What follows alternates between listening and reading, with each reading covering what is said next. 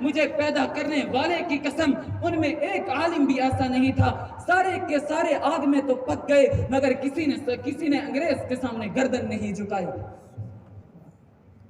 آج ہم سے پوچھتے ہیں کہ ہندوستان میں علماء نے اور مسلمانوں نے کیا کام کیا ہے؟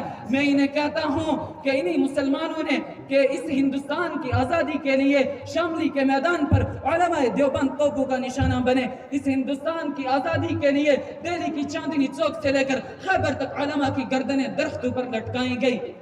جاؤ ہمالیہ کی بلندی سے پوچھو، گنگا کی نہروں سے پوچھو، تاج محل کی فلک بوس عمارت سے پوچھو، لال قلعہ کی پرشکوا عمارت سے پوچھو، جامع مسجد کی رعنائی سے پوچھو، یہ سب کے سب تمہیں بتائیں گے کہ ہندوستان کو علماء نے اور بالخصوص علماء دیوبند نے اور مسلمانوں نے کیا کیا دیا ہے۔